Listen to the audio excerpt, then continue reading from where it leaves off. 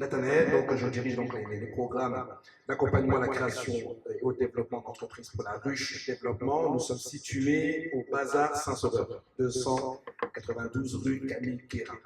Donc la ruche développement a pour vocation justement d'accompagner des projets et d'accompagner également des entrepreneurs, donc à la fois dans l'immatriculation de leur activité pour les porteurs de projets et également donc accompagner donc, des entrepreneurs dans la croissance de leur activité.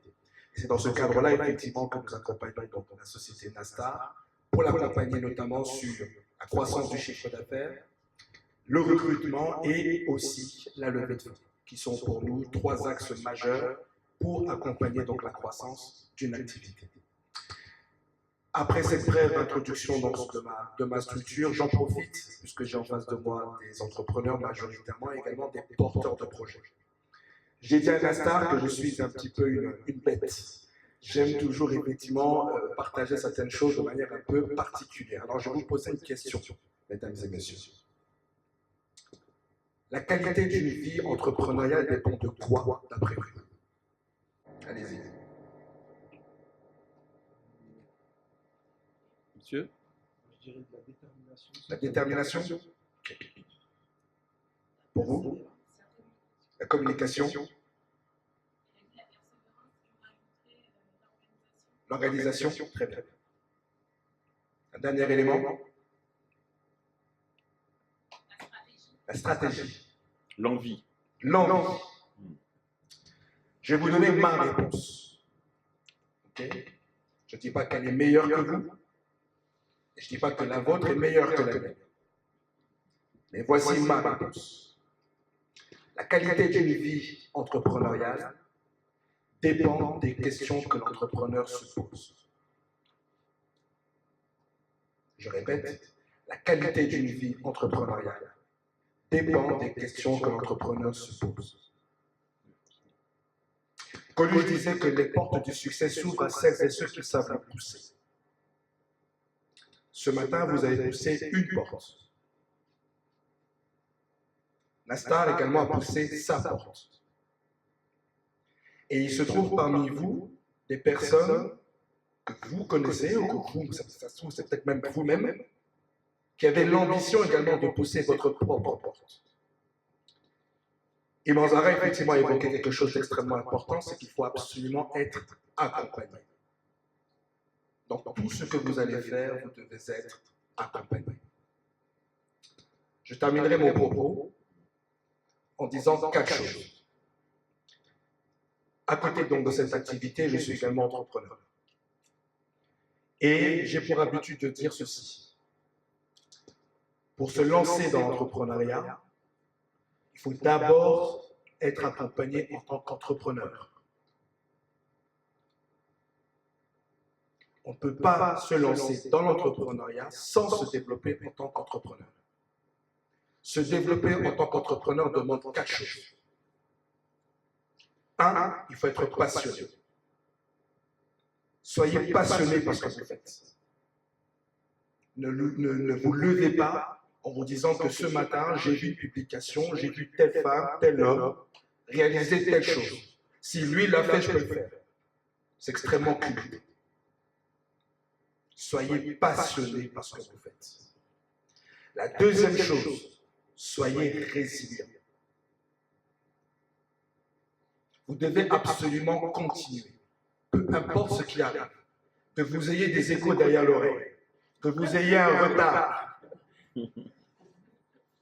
dans la mise en place de votre événement. Qu'il pleuve, qu'il neige. Vous devez voir le soleil du matin au soir, du 1er au 31. C'est la définition de la résilience. La troisième chose, vous devez apprendre à aimer l'échec. L'échec est le meilleur professeur que vous pourriez avoir dans votre vie. Si je peux me permettre, comme disait Mandela, chaque jour je gagne, soit j'apprends, soit je gagne. Cette phrase-là aujourd'hui, beaucoup la disent dans des dîners, sans connaître sa profondeur.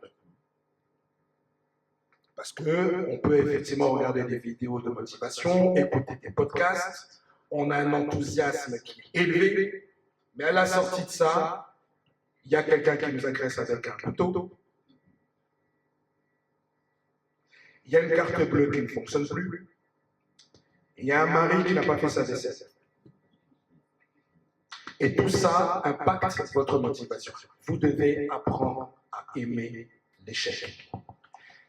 Et le dernier élément, et c'est le plus important, c'est le plus important. Il faut savoir qu'entreprendre demande du temps. Il faut apprendre à savoir entreprendre et apprendre la dimension du temps. Aujourd'hui, nous sommes entourés, nous sommes majoritairement africains, et vous savez qu'aujourd'hui, lorsqu'on plante quelque chose au sol, il y a des saisons, que ce soit un manguier, que ce soit un bananier, que ce soit un maïs. Et dans nos villages africains, on a cette notion du temps. Jamais vous allez voir un villageois dire que bon, j'ai planté ma graine de maïs, demain je vais récolter. Il sait qu'il y a des saisons, et des saisons, et des saisons, et des saisons. Et donc, si vous alignez les 4 éléments que je viens de vous citer, c'est-à-dire 1. La passion, 2. La résilience, 3. L'échec, 4. Le temps, vous serez prêt à entreprendre. Donc, dernier élément, et c'est trop parce qu'il faut que je parte. Il y a quelque chose qui est assez particulier. Je ne voulais pas commencer cette conférence en disant ceci, mais je vais terminer par ceci. Qui veut mourir? Je répète, qui veut mourir? Personne. Qui va aller au paradis? Tout le monde. Si vous êtes passé par cette case-là, personne ne veut échouer, mais tout le monde veut réussir. Ce qui est particulier dans l'alphabet, c'est que vous avez donc A, B, C, D, E, X, etc. Et vous avez le E, qui vient donc avant le S. Ce qui est bizarre, c'est que le S vient avant le T.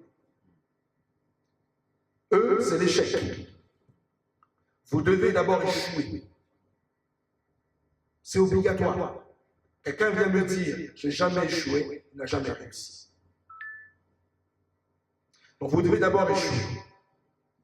Et ce qui est particulier dans l'alphabet, c'est que le S vient avant le T. Et c'est la même question que je vous ai posée. Est-ce que qui veut mourir? Personne. Tout le monde veut aller au paradis. Tout le monde veut le succès, mais personne ne veut travailler. Il n'y a que dans le dictionnaire qu'on trouve cette anomalie, que le succès vient avant le travail. Donc inversons les choses. Soyez passionnés, résilients. Apprenez à échouer et maîtrisez effectivement la dimension du temps. Et sachez qu'il faut d'abord travailler avant d'avoir la récolte de votre succès. Merci de m'avoir écouté. C'est donc Nathanaël qui est à votre disposition.